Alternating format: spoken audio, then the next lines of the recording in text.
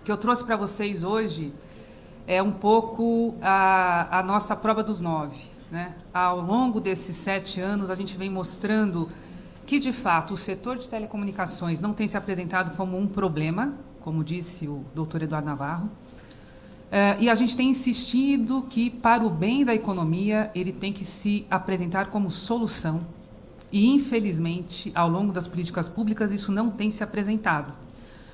Então, o que eu vou mostrar aqui é como que, ao apresentar esse setor do lado da solução, a gente consegue, sim, trazer bons resultados para a economia e para a sociedade. Vou começar falando um pouquinho do contexto econômico propriamente dito. E aí a gente vê que, realmente, a economia brasileira derreteu aqui. Não é novidade, mas é sempre bom ressaltar que 2 anos consecutivos de queda no PIB a gente não via desde 30 a 31. Vale ressaltar que em 30 a 31 a gente caiu ao redor de 5,3%. E 2015 e 2016 a nossa queda foi de 7%. Uma queda dessa magnitude, ela deixa consequências, a recuperação não é rápida, a recuperação ela vai ser lenta, tudo dando certo, a gente acredita que só em 2021 a gente recupera aquilo que a gente já foi em 2013. O que mais preocupa é que ter uma crise dessa magnitude durante a 4ª Revolução Industrial, o mundo todo ele galopa, né? Então, se a gente for olhar, por exemplo, o que está acontecendo com o BRICS, que é onde a gente tem que ter a mira, que são países realmente que estão aí sendo considerados aquilo que a gente teria potencial de alcançar, a gente vai seguir o tempo todo bem abaixo do que a gente projeta para essas economias. E o que aconteceu com o setor de telecomunicações nesse período? Bom, o setor sofreu muito, mas não foi só por causa da crise, como já foi bem mostrado nas 2 apresentações que me antecederam. A gente teve aqui uma queda considerável do desempenho do setor, que não é acompanhada de uma queda de arrecadação, nem de uma queda de arrecadação, seja de tributos, seja de fundos, né? A arrecadação de tributos e fundos não segue a queda que o setor enfrentou. Então, a gente tem um crescimento de obrigações regulatórias, um crescimento de impostos e fundos, um crescimento de custos com licenças. Só em 2016, as contas que a gente fez aqui dão conta de 63 bilhões arrecadados em torno disso. Se a gente for dar um zoom e olhar exclusivamente fundos, a gente vê que a situação também é alarmante. Nos últimos 6 anos, 35 bilhões foram para fundos. Existem aí uma série de relatórios que mostram quanto que isso é revertido para o setor, e são quantias realmente muito módicas, né? Aqui a gente selecionou algumas informações, menos de 5% do Fistel vai para o setor, do FUST menos ainda, 1,2%. Então, o setor sofre com a crise, certamente, todo setor econômico que precisa de consumo sofre, a economia brasileira, ao ter esse tombo, mercado de trabalho freia, mercado de consumo freia, mas aqui a gente tem aspectos regulatórios e aspectos do tratamento fiscal que é dado ao setor que certamente causam um prejuízo importante.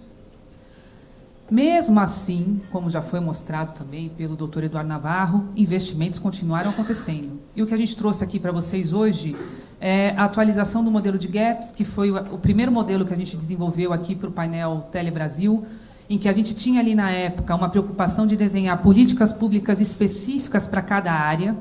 Então, áreas em que a gente tem uma elevada condição de demanda, uma elevada condição de oferta, a gente não teria que ter nenhuma atuação pública.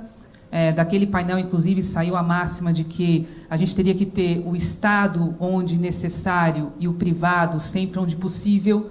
Havia ali um receio de que houvesse uma concorrência inadequada de recursos públicos e privados, onde você podia ter exclusivamente recursos públicos. As áreas mais claras, essa sim, uma baixíssima condição de oferta, dada principalmente por uma baixíssima condição de demanda que não torna os investimentos sustentáveis, ainda mais com cargas tributárias extremamente elevadas. E tudo que a gente deseja é expandir infraestrutura, reduzir desigualdade. Em 2011, estávamos assim. Aqui a gente tem o desenho de todos os municípios brasileiros, o tamanho das bolinhas é a população de cada município, de tal sorte que a gente desenha aqui para vocês a quantidade de municípios que cai em cada faixa, o IDH médio e o número de acessos por 100 habitantes que temos em cada faixa. De maneira resumida, lá em 2011, o que a gente tinha era o seguinte: as áreas 1 e 2, que são as áreas que a gente tem melhores condições de demanda e melhores condições de oferta, respondiam por 15% da população. As áreas 4 e 5, que são as áreas mais carentes, respondiam por 71% da população, isso no ano de 2011. Atualizando para o ano de 2017, o que a gente vê é que a situação melhorou. A gente conseguiu expandir a infraestrutura e tirar boa parte da população que estava nessas áreas aqui, elas foram migrando para cá. Então, se antes eu tinha 15% da população aqui, eu passei para 28%. Se antes eu tinha 70% da população aqui, eu passei para 44%. Então, de fato, o setor não tem se apresentado como um problema. A gente tem conseguido expandir, reduzindo desigualdade.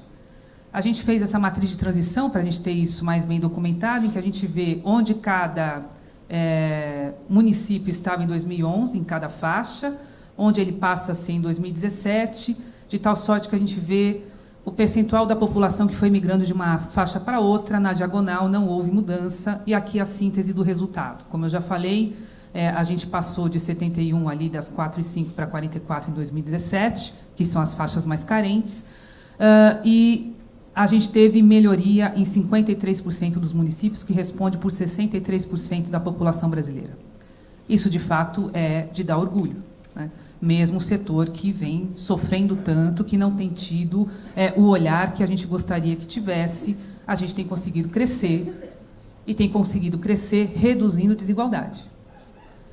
Bom, vamos olhar para o mundo agora. Fala-se muito sobre o quanto que expansão de banda larga é capaz de aumentar a sua produtividade, consequentemente é capaz de aumentar a sua competitividade e que isso traz benefícios para a economia como um todo. Um outro modelo que a gente desenvolveu aqui também, e que eu vou trazer atualizado, é esse modelo de crescimento condicionado, em que a gente compara o que acontece com os países em termos de duas vertentes, né? 2 eixos.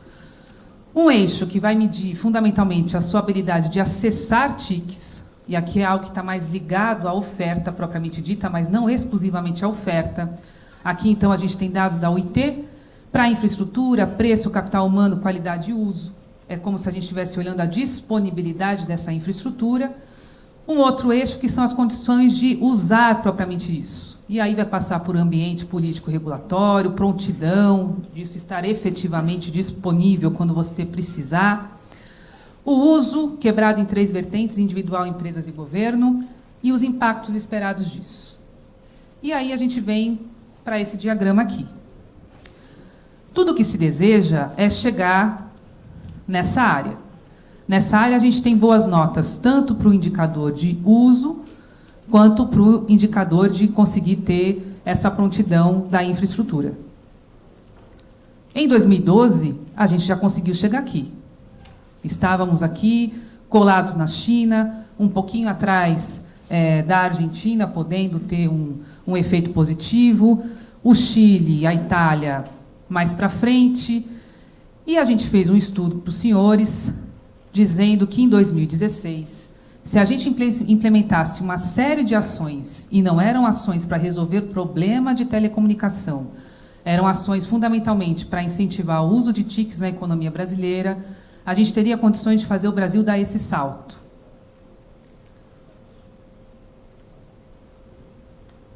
Mas não foi o que aconteceu.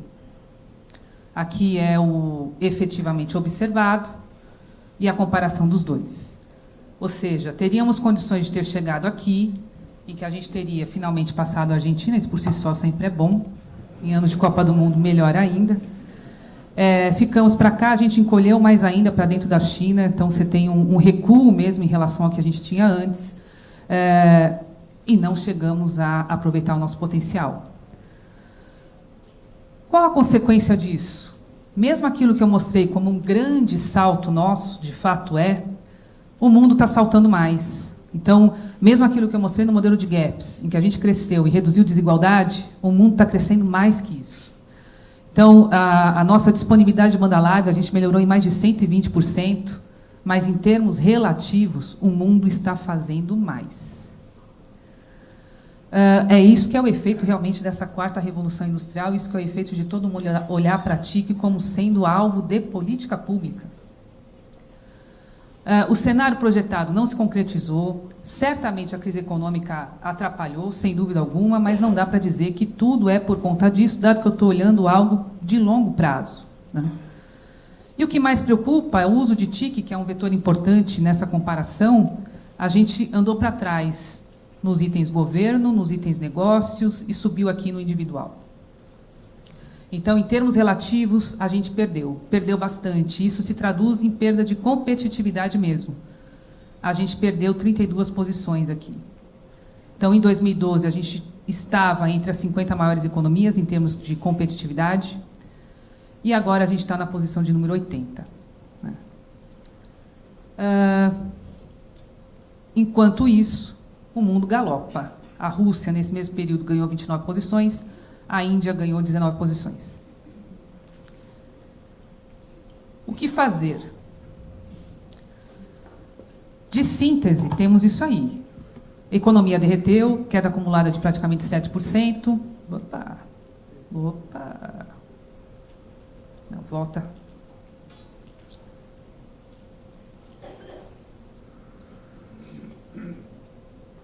A gente perdeu 32 posições, a recuperação econômica está em bases frágeis, vale dizer que o crescimento que a gente observou em 2017 foi fundamentalmente agropecuária, a super safra que foi mencionada aqui também no começo, pela manhã, ou seja, as nossas bases de recuperação estão longe de ser bases sólidas, o crescimento projetado para 2017, se comparado às quedas que a gente teve acumuladas, continua sendo muito módico, vamos crescer ao redor de 2,5%, tudo dando muito certo. Mesmo assim, a gente conseguiu expandir, por isso que volto a dizer que telecomunicações precisa ser encarado, do ponto de vista de política pública, como algo que esteja do lado da solução e não como um problema a ser resolvido. Então, ter essa infraestrutura disponível é uma grande arma para que a gente consiga sair da crise de um jeito diferente. Sair de um jeito diferente também já sabemos como, né? Esse compilado que está aqui nesse programa e-digital, ele dá completamente a diretriz disso. Que, no fundo, também já foi compilado por trabalhos aqui da casa, do Sinditele Brasil, da Febratel e tudo mais, no Brasil Digital Inovador e Competitivo. É fundamentalmente olhar para TICs como uma solução efetiva, como uma solução completa, que consegue disseminar ganhos de produtividade em todos os setores da economia. A gente não sai de uma crise dessa magnitude fazendo tudo igual. A gente só vai conseguir recuperar essa perda de competitividade e essa queda no ranking se, de fato, a gente fizer diferente. Ao fazer diferente, você consegue ter saltos de produtividade e aí sim recuperar esse tempo perdido. Não tem outro caminho, na verdade, né? Onde a gente acha que a gente consegue chegar? Então, aqui é onde estamos efetivamente hoje, o nosso 2017, em que a gente recuou ainda mais em relação ao que a gente tinha em 2012. Continuamos bem longe da Argentina, continuamos bem longe da Itália, e a gente acha que a gente consegue chegar aqui de novo. Como que a gente faz isso? Com cálculo, com projeção. A gente faz um estudo em painel com 140 economias, projeta quanto que um ganho de produtividade é dado conforme você ganha posicionamentos no ranking e consegue projetar crescimento econômico propriamente dito. Aqui é onde a gente acha que, conseguindo implementar a política aqui do Brasil Digital Inovador Competitivo, a gente chega em 2022. Voltaremos a figurar entre as 50 maiores economias do mundo. Puxa, é fazer isso tudo para voltar a estar onde estávamos? E se não fizer, a gente vai para 100. É fato. Então, o que a gente tem falado aqui repetidas vezes é onde a gente é capaz de chegar, desde que a gente realmente olhe para isso de uma maneira séria e consiga implementar de maneira ininterrupta.